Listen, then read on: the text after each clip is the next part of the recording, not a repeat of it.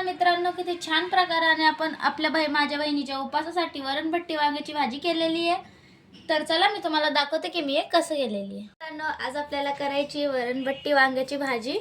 तर चला, आपण परातमध्ये घेतलेले 4 वाटी गव्हाचं पीठ, जे जाड दळून आणलेलं होतं, आणि 1.5 वाटी घेतलेलं आहे आपण मक्याचं पीठ। कारण मार्केटमध्ये गेलेले होते तर मक्का काही भेटला नाही, म्हणून त्याचं पीठच आणावं लागलं। आणि एका प्लेटमध्ये आपण शोप घेतलेली आहे, ओवा घेतलेला आहे, आणि हळदी घेतलेली, थोडीशी खायचा सोडा, मीठ। आता आपण याला मिक्स करू। आपण गॅसवर तेल पण ठेवलेलं आहे वाटीमध्ये। आता आपण याला सर्वांना मिक्स करून चुरून घ्यायचं। चला, आपल्याला ते चुरून घ्यायचं, याला चांगलं मिक्स करायचं आहे। आता आपण याच्यामध्ये हळद, मीठ, सोडा टाकून देऊ। सर्व मिक्स करून घ्यायचं आपल्याला। हे पण त्याच्यानंतर घ्यायचं आपल्याला ओवा। पण ते मिक्स करून घेतलेलं आहे, आणि आपण घेतलं तेल वरतून 2 मोठे चम्मच तेल होतं। आता याला पण चांगल्याने आपण चुरून घ्यायचं। आधी आपण मिक्स करून घेणार याला, त्याच्यानंतर आपल्याला चुरायचं। एकदम सोप्या पद्धतीने आपण करणार आहे ही रेसिपी। तुम्ही प्लीज बघा आणि तुमच्या घरी तुम्ही बनवून बघा एक वेळेस, मग मला कमेंट करून सांगा की आपण कसं केलेलं आहे। बघा, आपण याला करून घेतलेलं आहे मिक्स। हाताने आपण याच्या छान गाठा मोडून घ्यायच्या। याला कडक पण नाही चुरायचं आणि नरम पण नाही चुरायचं, याला मीडियमच चुरायचं आपल्याला। आपण याच्या गाठा छान मोडून घेतलेला आहे। आता आपल्याला याला चुरून घ्यायचं आहे। चला, आता आपण आपलं भट्टीचं पीठ चुरून घ्यायचं।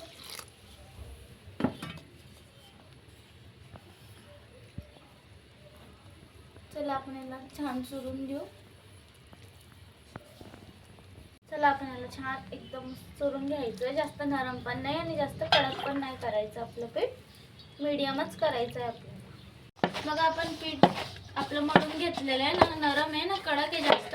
तर चला, आता आपण याचे गोल गोल गोळे करून घेऊ। तर तुम्ही बघू शकता मित्रांनो, आपलं पीठ छान प्रकाराने मळून झालेलं आहे। तर चला, आता मी जळवते बाहेर चूल। बघा, याला आपण छान गोल गोल करून घेतलेलं आहे। असं करायचं, तडा नाही पडायला पाहिजे त्याच्यामध्ये, आणि याला थोडंसं असं डीप करून तेल लावायचं।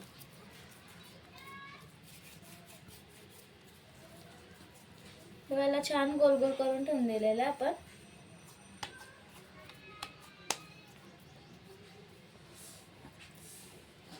बघा, आपण असं गोळा करून घ्यायचंय, थोडं थोडं हातावरती तेल घ्यायचंय, याला क्रॅश नाही पडू द्यायचंय।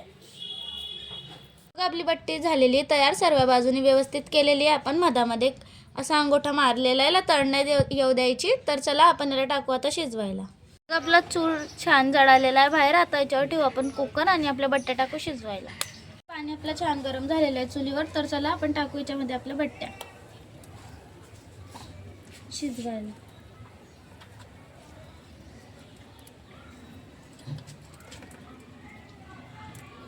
झाले 5 मिनिटं आपल्या बट्ट्यांना। आता आपण बघू बघा कसे वरती आले हे। आता तरी आपण 10 मिनिटं अजून होऊ दे।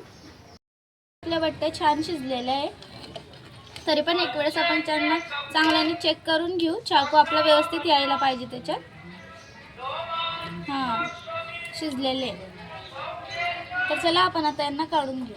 बट्ट्या काढून घेतलेल्या आपल्या। तर चला, आता आपण टाकू डाळ शिजवायला। आपल्या शिजलेल्या बट्ट्या डाळ घेतलेली आहे। तर चला, आता आपण डाळ टाकून देऊ शिजवायला।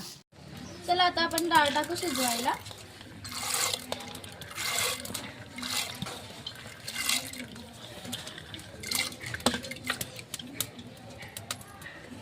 त्याच्यानंतर टाकायची आपल्याला 1 चम्मच हळद। चला, आता आपण 1 चम्मच तेल पण घेऊन घेतलं याच्यात। हळद, मीठ आणि 1 चम्मच तेल। डाळ शिजून गेलेली आहे। तर चला, आपण डाळ काढून घेऊ आता। डाळ शिजून गेलेली आहे छान।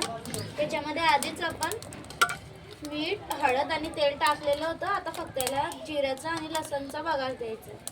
आता डाळला द्यायचा आपल्याला तडका। आपण आगीवर आधीच ठेवून दिलेलं होतं।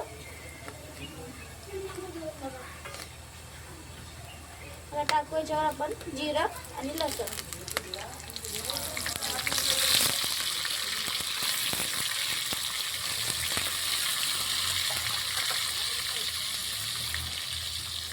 तुपाचा दिवा पण दाढल्यावरतून तळता. छान झालेलं आहे ते लाल. आता आपल्याला द्यायचा आहे तडका.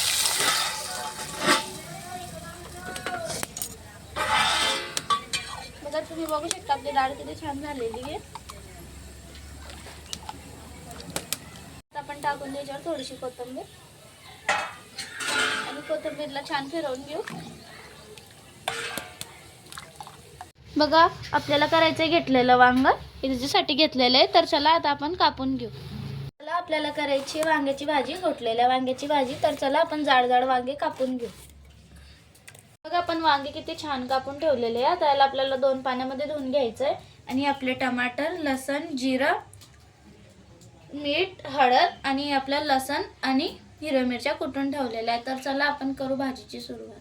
आपल्याला करायची भाजीची सुरुवात. आता आपण टाकू कुकरमध्ये तेल. तेल झालेलं आहे गरम. आता आपल्याला टाकायचं असलेलं त्याच्यामध्ये हिरवी मिरची.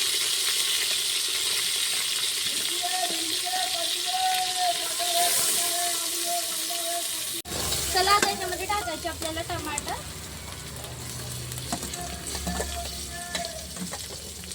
त्याच्यानंतर घ्यायचं आपल्याला हळद आणि मीठ. पण यांना चांगल्याने हलवून घेऊ.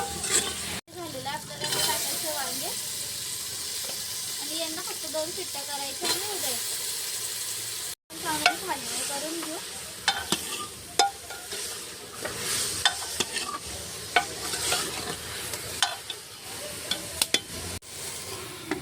बघा 2 मिनिटं फक्त आपण याच्यावर असं झाकण ठेवू आणि त्याच्यानंतर टाकायचं आपल्याला पाणी. बघा आता आपल्याला उघडून बघू झालेलं आहे. जरासं पाणी टाकून आपल्याला त्याच्यात 2 शिट्ट्या होऊ द्यायचं. जास्त पाणी पण नाही करायचं.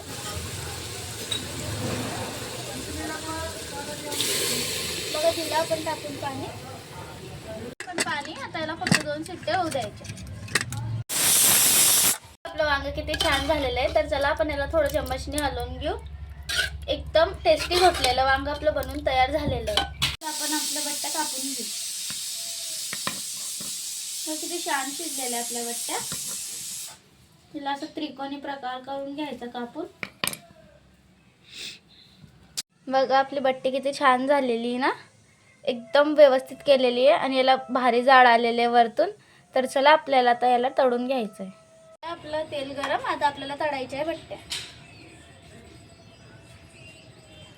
चला आपण तेलात सोडू बट्टी आणि हिला छान तळून घेऊ. याला लाल कलर येऊ द्यायचा.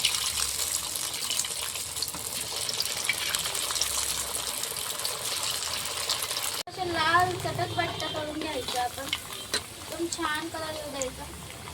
तर तुम्ही बघू शकता किती छान कलर येतो आपल्या बट्टीला.